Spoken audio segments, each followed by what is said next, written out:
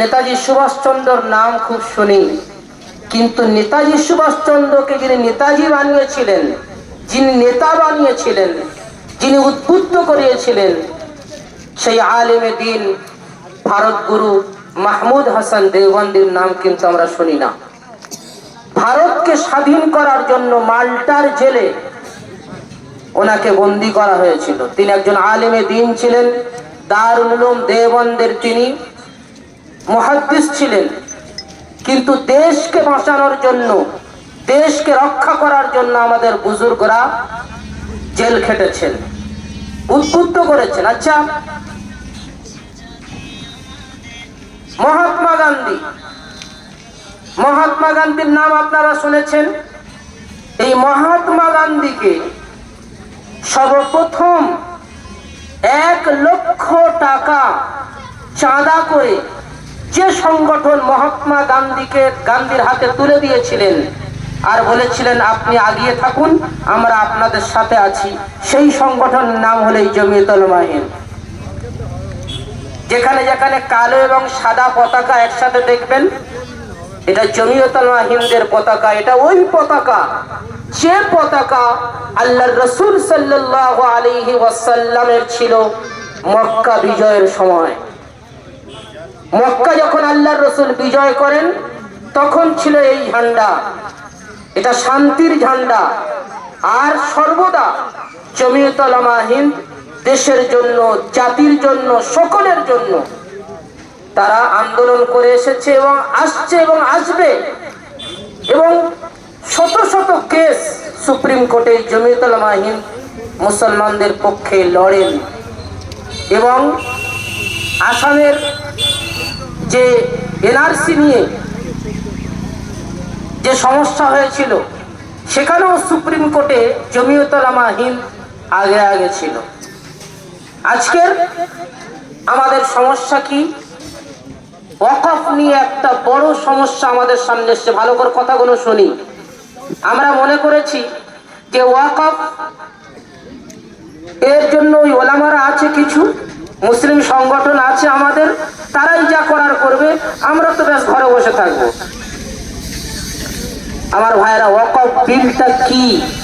2024 সালে ওয়াকফ বিলে কি আছে এটা আমাদের জানা দরকার। হয়তো আজও পর্যন্ত আপনাদের অনেকের কানে পড়ে। কেন আমরা এই ওয়াকফ বিল 2024 সালের ওয়াকফ বিলের বিরোধিতা করছি? ওয়াকফ বিল এর সংশোধন ইতিপূর্বে হয়েছে, 1985-তে হয়েছে, 1995-তে হয়েছে, 2013-তে হয়েছে, কিন্তু আমরা বিরোধিতা করিনি।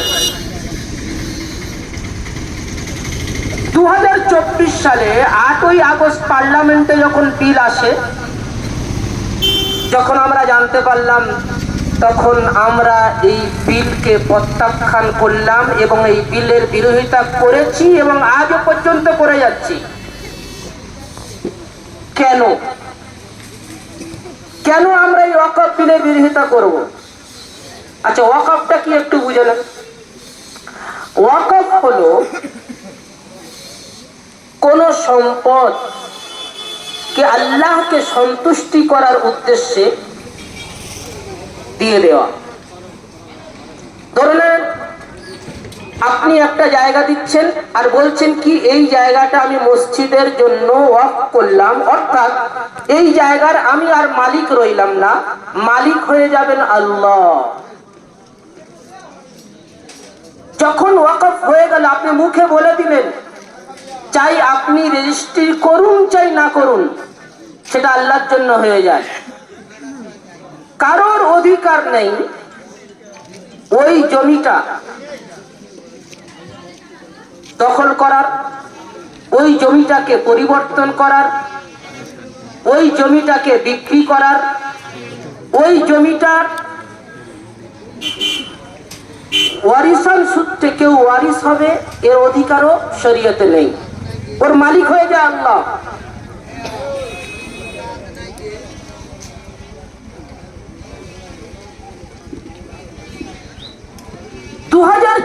সালে মোদী সরকার যে ওয়াকফ বিল আনতে চলেছে বা এনেছে, তার মধ্যে কি আছে এটা একটু বোঝার ব্যাপার। পুরো ভারতবর্ষের বুকে 32টা ওয়াকফ বোর্ড আছে, আর একটা সেন্ট্রাল ওয়াকফ বোর্ড আছে যেটা কেন্দ্র সরকারের আন্ডারে থাকে। সেন্ট্রাল ওয়াকফ বোর্ড একটা, অর্থাৎ কেন্দ্রীয় ওয়াকফ বোর্ড, আর 32টি পুরো ভারতবর্ষে রাজ্যীয়ভাবে ওয়াকফ বোর্ড আছে। এই ওয়াকফ হলো ওই সম্পত্তি যেটা আমাদের পূর্বসূরীরা মুসলমানরা বাপদাদারা মসজিদের নামে, মাদ্রাসার নামে, খানকার নামে, দরগার নামে, কবরস্থানের নামে ওয়াকফ করে গিয়েছে। এটা কেবলমাত্র আমাদেরই সম্পদ, এটা কেবলমাত্র মুসলমানদের সম্পদ, অন্য কারোর সম্পদ কিন্তু এটা নয়। কত জমি আছে আমাদের মুসলমানদের ওয়াকফ সম্পত্তি কত আছে ভারতবর্ষে? প্রায় 9 লক্ষ একর বিঘে। 9 লক্ষ একর বিঘে। কেউ তার একটু কম বলেছেন, কেউ বেশি বলেছেন, কেউ 8,71,000 বলেছেন। আচ্ছা, 9 লক্ষ একর বিঘে, একর বিঘেকে যদি বিঘে হিসাবে আমরা করি কত লক্ষ বিঘে হবে? আর বলেন না কত লক্ষ বিঘে হবে? 27 লক্ষ বিঘে জমি। এটা আমাদের মুসলমানদের। ভারতের সব থেকে বৃহত্তম সম্পদ হলো রেল, তারপরের দ্বিতীয় বৃহত্তম সম্পদ হলো আর্মি বা ফৌজ বিভাগ, আর ভারতের তৃতীয় বৃহত্তম সম্পদ হলো ওয়াকফ সম্পত্তি, যেটা মুসলমানদের। কলকাতার ইডেন গার্ডেন এটা আমাদের ওয়াকফ সম্পত্তি। কলকাতার ভবানী ভবন এটা আমাদের ওয়াকফ সম্পত্তি, যার মূল্য শত শত কোটি টাকা। আর এই ভবানী ভবনের ভাড়া কত জানেন? সরকার ওয়াকফ বোর্ডকে দেয়। ভবানী ভবনের ভাড়া যেটা সরকার ওয়াকফ বোর্ডকে দেয় সেটা হলো মাত্র 150 টাকা। আপনারা যারা ভবানী ভবন দেখেছেন দেখবেন বিশাল এরিয়া, যার মূল্য কয়েকশো কোটি টাকা, তার ভাড়া সরকার ওয়াকফ বোর্ডকে দেয় মাত্র 150 টাকা। আমাদের আফসোস এই জায়গায়, আমাদের দুঃখ এই জায়গায়, সম্পদ আমাদেরই বাপদাদাদের দেওয়া, কিন্তু সঠিকভাবে তার ব্যবহার করা হচ্ছে না। কিন্তু এই জায়গায় ক্ষান্ত নেই, আরো ঊর্ধ্বে গিয়ে মোদী সরকার কি আনতে চলেছে? কেন্দ্রীয় যে ওয়াকফ বোর্ড আছে, কেন্দ্রীয় ওয়াকফ বোর্ডে 20 জন মেম্বার থাকে। ভালো করে শুনবেন, 20 জন মেম্বার থাকে কেন্দ্রীয় ওয়াকফ বোর্ডে। আগেকার যত কানুন হয়েছে ওয়াকফ সম্পত্তি সম্পর্কে, ওয়াকফ অ্যাক্ট নিয়ে সংশোধন হয়েছে, তাতে লেখা আছে যে 20 জন মেম্বারের 20 জনই মুসলমান হতে হবে। যিনি সেক্রেটারি হবেন তাকেও মুসলমান হওয়া অপরিহার্য। তাহলে 20 জনের 20 জন যদি মুসলমান হয়, 20 জনের 20 জন যদি মুসলমান হয়, তাহলে কি হিসাব দাঁড়াচ্ছে? যে 100% মুসলমান হতে হবে কেন্দ্রীয় ওয়াকফ বোর্ডের মেম্বারদের। কিন্তু সেই জায়গায় মোদী সরকার কি আনছে? যে 50% মুসলমান হলে চলবে, আর 2 জন নন মুসলিম হওয়া জরুরি। দেখুন, আগে ছিল 100% মুসলমান হতে হবে, সমস্ত মেম্বারকে মুসলমান হতে হবে। এখন হচ্ছে যে 50% মুসলমান হলে চলবে, 2 জন নন মুসলিম হওয়া জরুরি, অপরিহার্য। এমনকি যিনি সেক্রেটারি হবেন তিনিও নন মুসলিম হতে পারেন। ভাবুন, সম্পদ আমাদের বাপ দাদাদের দেওয়া, আমাদের হাত থেকে কিভাবে সরিয়ে নেওয়া হচ্ছে দেখুন। যদি সব মুসলমানদের হাতে থাকে, প্রচুর ছেলে কিন্তু ওয়াকফ পড়ে ওয়াকফ চাকরি করে, আমাদের মুসলমান ছেলে, যখন অটোমেটিকলি নন মুসলিমের হাতে চলে যাবে, আমাদের সম্পদে বহু অমুসলিম ভাইরা দখল আন্দাজি করবে, তারা ঢুকবে চাকরিতে, মুসলমান ভাইরা বাদ পড়ে যাবে। এটা তো কেন্দ্রের ওয়াকফ বোর্ডের কথা বললাম। রাজ্যের ওয়াকফ বোর্ড 11 জন মেম্বার থাকে প্রত্যেক রাজ্যে। আগেকার কানুনে কি ছিল? 11 জনের 11 জনকেই মুসলমান হতে হবে। কিন্তু মোদী সরকার 2024 সালে কি আনতে চলেছে? 11 জনের মধ্যে মাত্র 4 জন মুসলমান হওয়া জরুরি, বাকি 7 জন নন মুসলিম হলে কোনো অসুবিধা নেই। এমনকি সিইও যিনি মেন দায়িত্বে থাকবেন, চিফ থাকবেন, তিনিও নন মুসলিম হতে পারেন। আমাদের প্রশ্ন এই জায়গায়, ভাই সম্পদ আমাদের হাতে তুলে দাও, বা যেভাবে তোমরা আগে কানুন করেছে সেই কানুনটা বলবৎ রাখো। 2013 সালের কানুন খুব সুন্দর কানুন ছিল। 11 জনের 11 জন মুসলমান থাকবে, সিইও মুসলমান থাকবে, কেন্দ্রীয় ওয়াকফ বোর্ডে 20 জনের মধ্যে 20 জনই মুসলমান থাকবে। আমরা সেই কানুনটা বলবৎ রাখতে চাই, কিন্তু মোদী সরকার সম্পূর্ণরূপে তার বিরোধিতা করে মুসলমানদের একদম বিপক্ষে একটা বিল আনতে চলেছে। আরো শুনুন, এই বিলের মধ্যে কি আছে? এই বিলের মধ্যে কি আছে জানেন?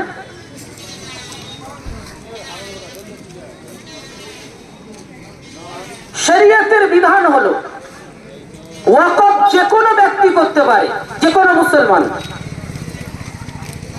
চাই সে পাবন্দির সাথে নামাজ পড়ুক, চাই নামাজ না পড়ুক, যাকাত দুক চাই না দুক, যদি সে মুসলমান হয়, যে কোনো ব্যক্তি ওয়াকফ করতে পারে, তার সম্পদকে, জমিকে, সম্পদকে দ্বীনের কাজে লাগাতে পারে, ওয়াকফ করতে পারে।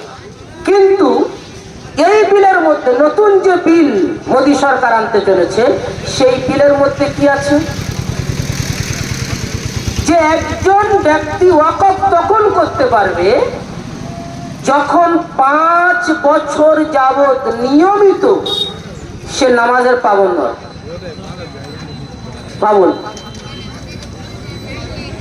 এটা শরীয়তের মধ্যে দখল আন্দাজি নয় কি? আল্লাহর রাসূল সাল্লাল্লাহু আলাইহি ওয়াসাল্লামের বাণী, ইসলামের ঘোষণা হলো যে কেউ ব্যক্তি ওয়াকফ করতে পারে। সরকার এসে একটা ইবাদত থেকে আমাদেরকে বঞ্চিত করে দিচ্ছে। ও তো কিছুদিন পরে বলবে নামাজ ওই ব্যক্তি পড়তে হবে যার এই শর্ত থাকবে। আরো শুনুন, এই বিলের মধ্যে কি আছে? এই বিলের মধ্যে আছে ওয়াকফ বাই ইউজার বলে একটা কানুন আছে। 2013 সালের কানুনের মধ্যে আছে ওয়াকফ বাই ইউজার। ওয়াকফ বাই ইউজার বলতে, যে সম্পদ বহুদিন ধরে মুসলমানরা দেখাশোনা করে আসছে, যদিও তার কাগজ না থাকে, তবুও সেটা ওয়াকফ সম্পত্তি ধরা হবে। কি বললাম? যে সম্পত্তি বহুদিন ধরে মুসলমানরা দেখাশোনা করে আসছে, ধরেন কোন মসজিদ শত শত বছর ধরে মুসলমানরা দেখাশোনা করে আসছে, কোন দরগা শত শত বছর মুসলমানরা দেখাশোনা করে আসছে, কোন খানকা শত শত বছর মুসলমানরা দেখাশোনা করে আসছে, কোন কবরস্থান শত শত বছর মুসলমানরা দেখাশোনা করে আসছে, যদিও তার কাগজ না থাকে, রেজিস্ট্রির কোনো কাগজ না থাকে, তবুও ওটা ওয়াকফ সম্পত্তি বলে ধর্তব্য হবে। কিন্তু 2024 সালের কানুনের মধ্যে কি আনা হলো? যে ওয়াকফ বাই ইউজারটা তুলে দেওয়া হবে। ওয়াকফ বাই ইউজার বলে কোনো জিনিস নেই। অর্থাৎ কোন মসজিদ, মাদ্রাসা, খানকা, দরগা, কবরস্থান, মুসাফিরখানা, তার ওয়াকফ প্রমাণ করতে গেলে তার কাগজ দেখাতে হবে। ভাবুন, বাপদাদার এই এনআরসি হওয়ার কথা ছিল, বাপদাদাদের কাগজ আমরা নিজের ভিটা বাড়ির কাগজ দেখাতে পারি না 15-20 বছর 30 বছর আগেকার। আর 200 বছর 150 বছর 500 বছর আগেকার কবরস্থান, খানকা, মসজিদের কাগজ দেখাতে পারবো তো আমরা? কিন্তু অসম্ভব একটা ব্যাপার। যদি আপনি কাগজ না দেখাতে পারেন তাহলে সেটা ওয়াকফ সম্পত্তি বলে ধর্তব্য নয়।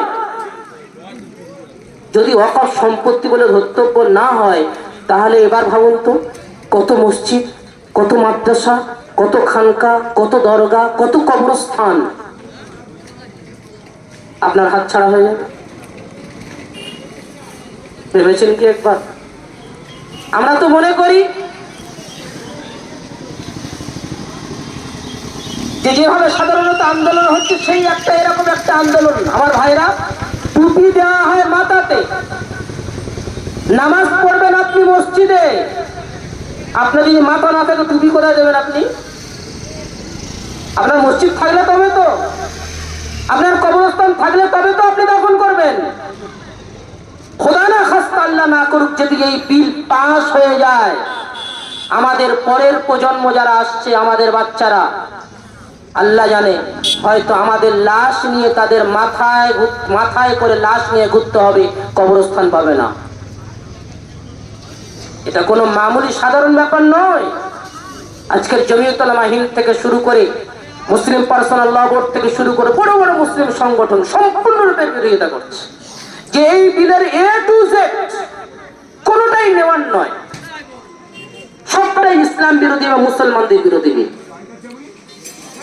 আচ্ছা, সরকার আমাদের কি শোনাচ্ছে? সরকার কি শোনাচ্ছে জানেন?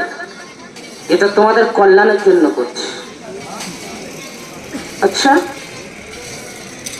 আমাদের কল্যাণের জন্য যদি করে থাকেন তাহলে আমাদের কাছে পরামর্শ নেবেন তো, আমাদের কাছে জানবেন তো। এই বিল যে সরকার এনেছে, কোন মুসলিম সংগঠনের কাছে, কোন বড় আলেমের কাছে কোনো পরামর্শ করেনি। একটা খেলতামাশের বিষয় হয়ে গেল না? আপনি ডাক্তারের কাছে গেলেন না, ডাক্তার আপনার প্রেসক্রিপশন লিখে আমার বাড়ি পাঠিয়ে দিয়েছে, এই ওষুধগুলো খেলে। আমি বললাম, ভাই আমি তোমার কাছে গেলাম কখন? আমি কি তোমার কাছে গিয়ে বলেছি আমার এই অসুখ? আমি তোমার কাছে গেলাম না, তুমি আমার কথা শুনলে না, প্রেসক্রিপশন করে পাঠিয়ে দিলে। আচ্ছা, যদি আমার কল্যাণ চাও, ভালো চাও, তাহলে চলো, শোনো আমার মনের ব্যথা, আমার মনের দরদকে শোনো, আমি কি বলতে চাচ্ছি শোনো। কিন্তু ডাক্তার বসতে রাজি না। আমাদের বক্তব্য যদি প্রকৃতপক্ষে আমাদের কল্যাণের জন্য হয়ে থাকে, মুসলমানদের কল্যাণের জন্য বিল হয়ে থাকে, তাহলে মুসলমান সংগঠনের সাথে, ওলামাদের সাথে বসুক। কিন্তু সেই জায়গায় সরকার বসতে রাজি নয়। জানা গেল সরকারের নিয়ত খারাপ।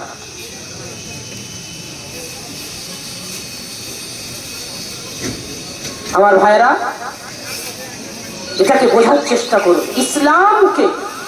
ইসলামের উপর আমল করা যেমন জরুরি, আমি অনেক কথা এখানে বলতে পারি এই ওয়াকফ বিলের উপরে, এক এক করে খুঁটিয়ে খুঁটিয়ে অনেক কথা বলতে পারবো যে কেমন ভাবে এই ওয়াকফ বিলটা আমাদের বিরোধী। শরীয়তের বিধান হলো শারতুল ওয়াকিফি কানাসিস শারিয়া। যদি কোনো ব্যক্তি কোনো ওয়াকফ করে আর সেখানে শর্ত লাগায় যে এই সম্পদটা এইভাবে ব্যয় করা হবে, তাহলে তার শর্তটা মানা জরুরি, মান্যতা দেওয়া জরুরি। সেই শর্ত অনুযায়ী কাজ করতে হবে। কিন্তু এই বিলের মধ্যে কি আছে যে সরকার যেভাবে চাইবে ওয়াকফ সম্পত্তিকে নিজের মতো ব্যবহার করতে পারে। শরীয়তকে পাল্টে দেওয়া হলো না। এটা ভারতের মূল সংবিধান বিরোধী কথা। এটা আমার ভাইরা, যে কোনো মুসলিম সংগঠন যখনই ডাকবে আমাদের দায়িত্ব, আমাদের কর্তব্য হলো ছাপিয়ে পড়া। কারণ এখানে কোনো নিজস্ব ব্যক্তিগত কোনো সংগঠনের ব্যাপার নয়, এখানে দ্বীনকে, শরীয়তকে, ঈমানকে বাঁচানোর ব্যাপার। এখানে মসজিদ, মাদ্রাসা, খানকা, মক্তব, দরগা, কবরস্থানকে বাঁচানোর ব্যাপার। আমরা আল্লাহ রাসূল সাল্লাল্লাহু আলাইহি ওয়াসাল্লামকে ভালোবাসি। সাহাবায়ে কেরাম রিজওয়ানুল্লাহি আলাইহিম আজমাইন তারাও আল্লাহর রাসূলকে ভালোবেসেছেন, কিন্তু আমাদের এবং তাদের ভালোবাসার মধ্যে আকাশ পাতাল পার্থক্য আছে। আল্লাহর রাসূল সাল্লাল্লাহু আলাইহি ওয়াসাল্লাম ইন্তেকাল করলেন, ছোট্ট ঘটনা বলে শেষ করছি। আল্লাহর রাসূল সাল্লাল্লাহু আলাইহি ওয়াসাল্লাম ইন্তেকাল করলেন, মুসাইলামাতুল কাজ্জাব বলে একজন মিথ্যাবাদী ব্যক্তি ছিল, যে নবী হওয়ার দাবি করেছিল আল্লাহর রাসূলের জীবদ্দশায়।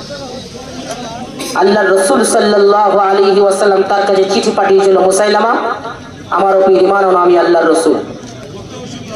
মুসাইলামাতুল কাজ্জাব উল্টে আল্লাহর রাসূলের কাছে চিঠি পাঠিয়েছিল যে তুমি বিশ্বাস করো আমি আল্লাহর রাসূল। আল্লাহর রাসূল বুঝলেন এ সোজাভাবে মানবে না। রাসূল করিম সাল্লাল্লাহু আলাইহি ওয়াসাল্লাম মুসাইলামাতুল কাজ্জাবের বিরুদ্ধে যুদ্ধের ঘোষণা করলেন, কিন্তু আল্লাহর রাসূল ইন্তেকাল করলেন, মুসাইলামাতুল কাজ্জাবের সাথে আর যুদ্ধ করার সুযোগ হলো না। আল্লাহর রাসূলের পরে খলিফা হলেন সর্বসম্মতক্রমে হযরত আবু বকর সিদ্দিক। আবু বকর সিদ্দিক হলেন বাদশা, আবু বকর সিদ্দিক হলেন রাষ্ট্রনায়ক। আবু বকর সিদ্দিক রাদিয়াল্লাহু তাআলা আনহুর জামানায় মুসাইলামাতুল কাজ্জাবের ফিতনা আরো মাথা ঝাড়া দিল। 40,000 মানুষ মুসাইলামাতুল কাজ্জাবের হাতে হাত দিয়ে মুসাইলামাতুল কাজ্জাবকে নবী মেনে নিয়েছে।